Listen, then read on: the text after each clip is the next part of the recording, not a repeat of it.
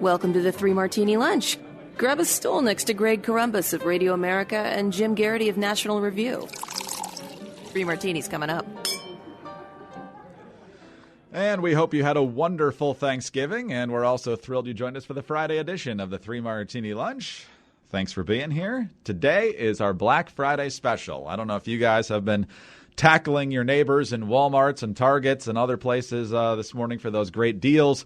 Hopefully not. Hopefully you're not tackling your family members to get to the keyboard to buy stuff online. But either way, we really trust you had a great time with your family on Thanksgiving. Hopefully you didn't get into too many political discussions.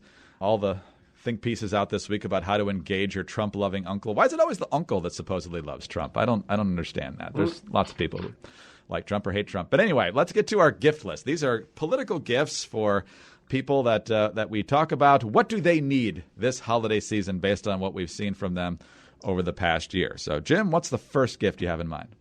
Well, Greg, I got a really early start this year. Actually, right before the Thanksgiving holiday, I was like, you know what? We're heading into the holiday season. It's time for goodwill towards men. And I said, I'm going to bury the hatchet against a guy who given a lot of grief to this year. I don't mean physically bury the hatchet into him. Now, I tried to give a gift to Virginia Governor Ralph Northam.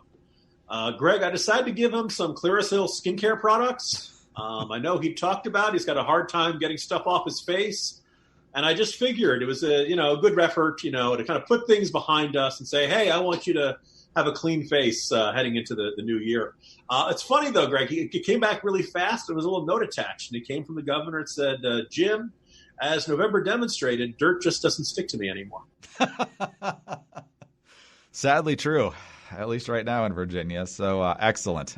Yeah, Ralph Northam and his complexion have been the fodder for much discussion this year, and sadly it didn't last far enough into the year. But we'll see. We're going to hear a lot from Ralph Northam last year because he's going to be signing a lot of really terrible legislation, I have a feeling. So let's move on to my first gift, and my first gift is for President Trump. Being president is a very difficult job.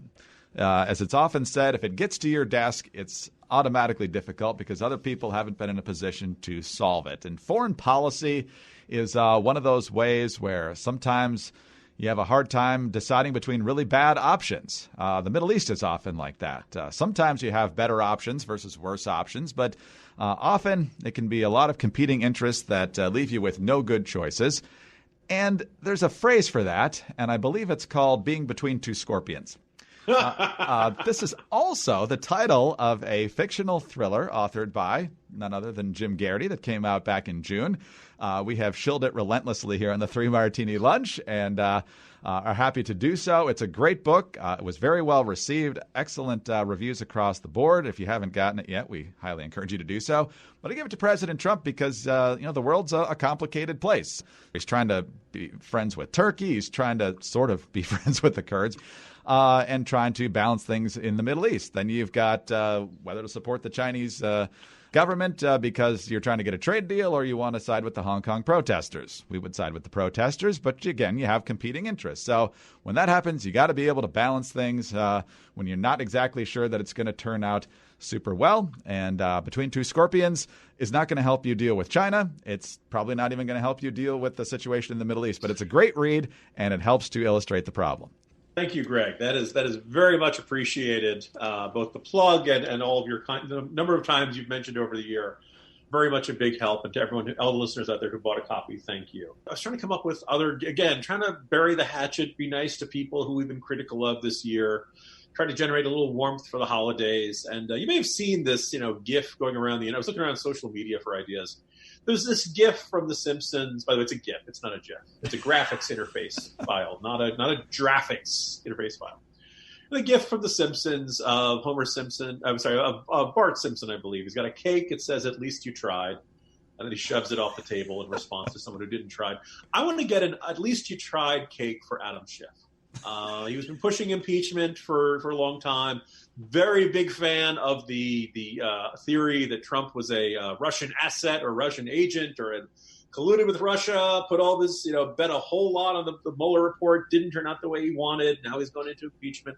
Look, he's tried really hard. And look, this is probably, as of this recording, Everybody's pretty sure this is going to end up with acquittal in the Senate. The Democrats are lucky. Maybe they hit 50 votes. They're probably not going to. Everybody can see this coming. It seems like a really big waste of time. It may even hurt the chances for the Democrats in 2020. But you know what, Adam Schiff? At least you tried. And I got you a cake. Poor Adam Schiff. He was so sure last week that he had gotten what he wanted and had all the momentum. And then the polls just said, you know what? Everybody pretty much thinks what they already thought. So, and maybe even a couple of people changing their minds in the opposite direction. Jim, 2020 has not actually gotten here yet, but the 2020 campaign has been around for a long time. John Delaney started it back in 2017, in fact. And then a bunch of people, dozens in fact, piled in here in 2019. Several of them are now gone. Several of them still remain. And the debates continue. We still have at least 10 people on stage for each debate, and that's possibly going to continue into December and beyond, although the standards for qualifying for the debate get tougher and tougher. But we've seen people get frustrated with the debates, namely Tulsi Gabbard and Andrew Yang, complaining, mainly Gabbard, about the standards to get in. And then she got in and briefly complained about maybe not going because of the arbitrary standards in her mind. And then Andrew Yang, just after the November debate, complaining that he didn't get enough time. And we commented that he didn't get enough time. Gabbard doesn't get enough time. Steyer doesn't get enough time. So, Jim, these are long stretches to just stand there and not say anything for like 30 or 45 minutes at a time.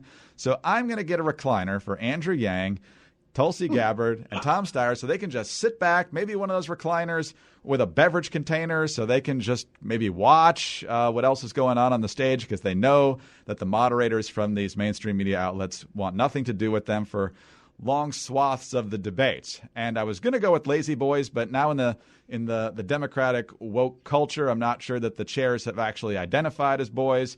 So we might need to go with a different recliner for them. But either way, I want them to be comfortable while they're being ignored. I like that. That is a good gift idea, Greg. I also, maybe as a companion gift, we could get the moderators at NBC a stopwatch or something.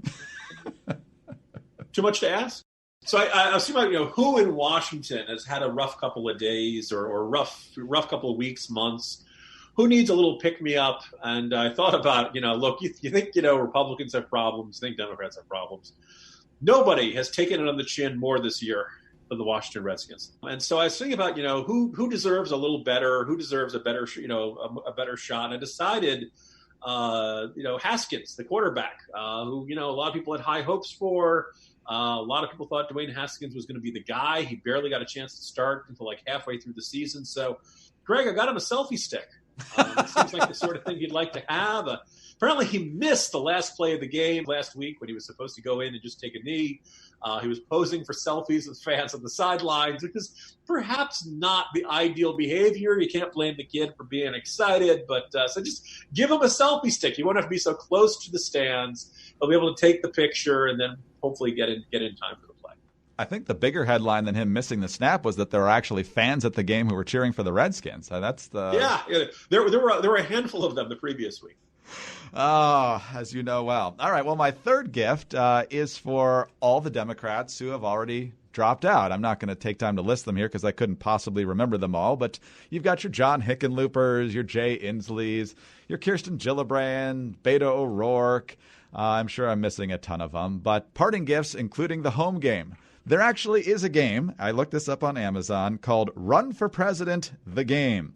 And so since there are so many Democrats who finally got the hint, and still some more, as Jim just mentioned, who haven't gotten the hint yet, you're not going to be president. You might as well just shut it down now. Save yourself from going into massive debt to try and keep alive your 2% in Iowa. So run for president, the game. That's going to go to everyone who has been in this race, even the ones that never qualified. Wayne Messam, you get a copy of Run for President, the game. And all these folks, Marianne Williamson, you get one all along. All these people who just didn't quite make it. And even as we get to the final four here, the ones who probably still have a legitimate shot, Buttigieg and Bernie and Warren and Biden, you'll get yours too as soon as you end up not being the nominee. And Kamala Harris, you can come get yours right now, by the way, because you're already shutting down in New Hampshire and other places. You're done. You just don't know it. So come get your parting gift. Thanks for playing. Almost got tickets for everyone in the mainstream media to see the Richard Jewell movie, but thought that might be a little too cynical for holiday gift-giving season. Jim, I guess given the late date of Thanksgiving this year, that folks now have a limited time to get stuff. So now that those things are off the shelves, you know what to get for your friends and family as well. And happy Black Friday to everyone. And, we'll see you Monday. Hopefully everyone's enjoying this entire week. Absolutely. We hope everyone continues to enjoy their Thanksgiving break. Please travel safely. If you've got a moment, please subscribe to the podcast and leave us a great review. We always appreciate that. And join us again on Monday for the next 3 Martini Lunch.